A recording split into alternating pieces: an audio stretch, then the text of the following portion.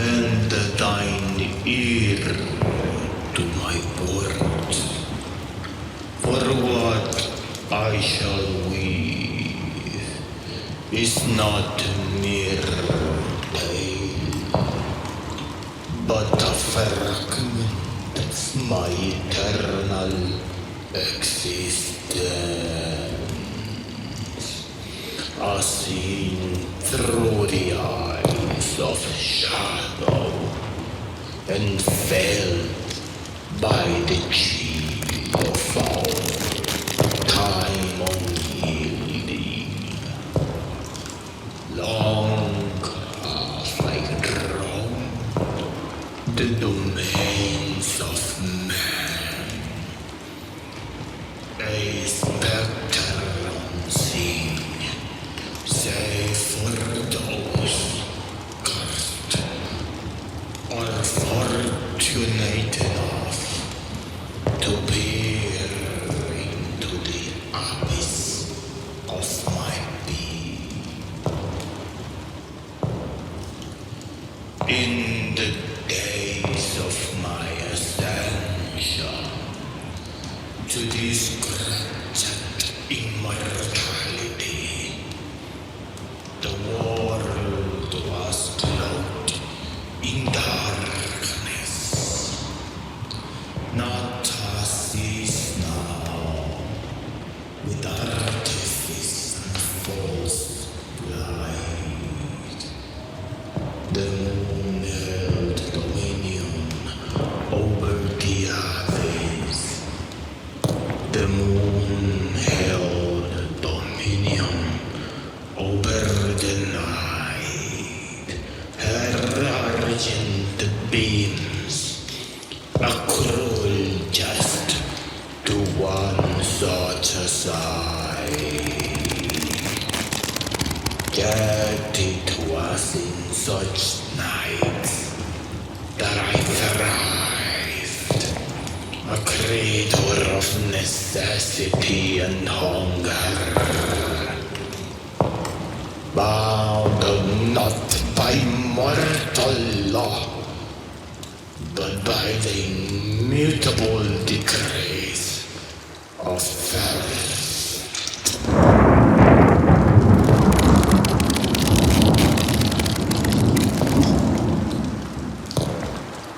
There was a village then, nestled in the cracks of the Carpathians, a place whose name is long since devoured by the sands of time. It was the village of simplicity, of honest toil and innocent mirth, but also of secrets. For within the hearts of its inhabitants lay a fear unspoken, a dread of the forest that encroach upon their fields, a dread of the ancient castle that loomed like a watchful sentinel. My castle.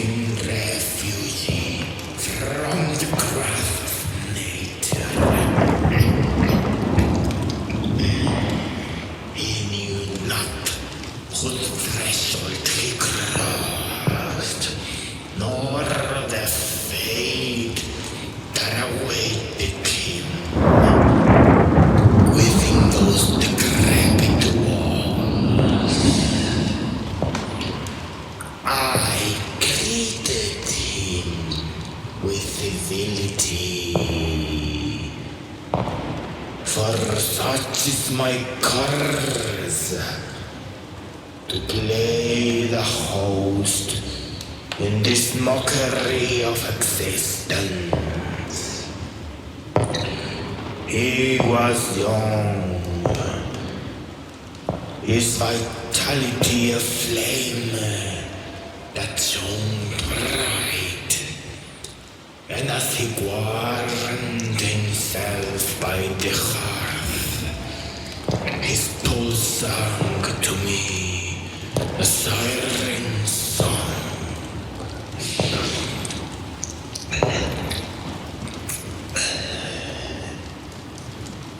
He spoke of his trade, of spices and silks, of markets bustling with life,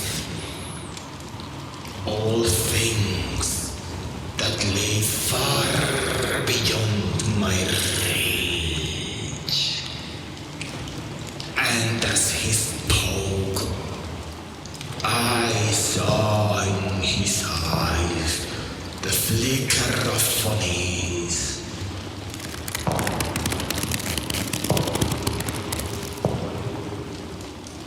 For the shadows in my hall seemed to breathe and twist,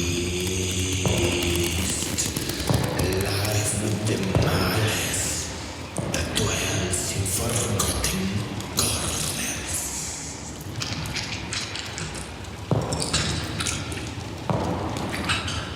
I offered him wine, a vintage older than his bloodline, and he drank deeply.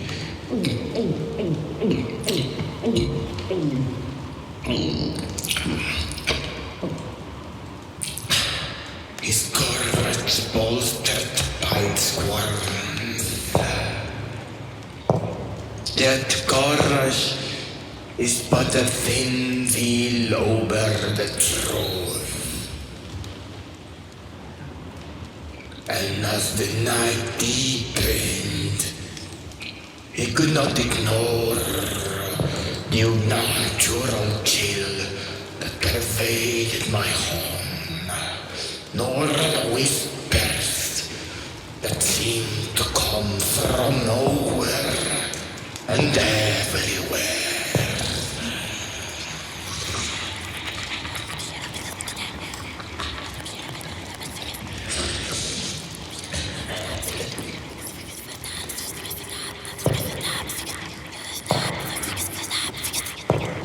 When the hour grew late, I led him to his chamber, a room adorned with tapestries that bore witness to ages past. Their woven figures frozen in silent agony.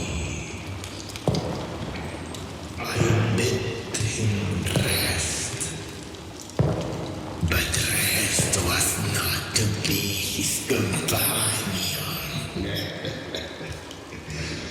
For as the castle settled into its nocturnal stillness, I moved through its corridors, grave-bound by hunger.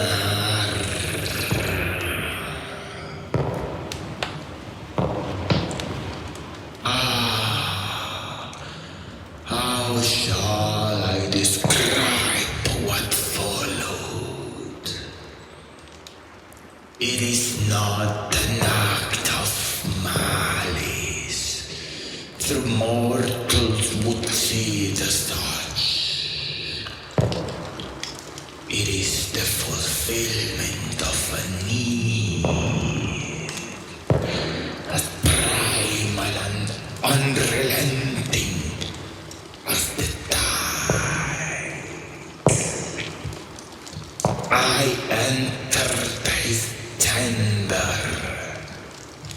neither haste nor hesitation. My presence await the pressed upon the very air. He stared, his eyes fluttering, open to meet mine. And in that moment, he knew. Fear blossomed in his gaze, a fear that gave his blood a taste most exquisite.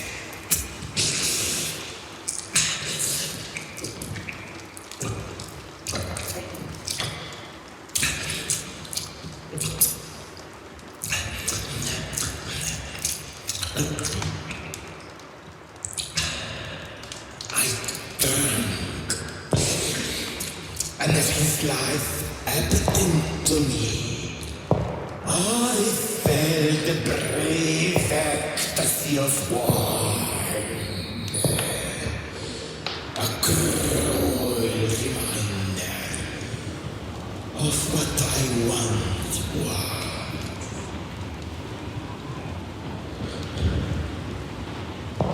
When it was done, I left him there, pale and still, a vessel emptied of its essence. The storm outside had abated, and the first light of dawn crept over the horizon. It touched the village below, oblivious to the horror that had unfolded above.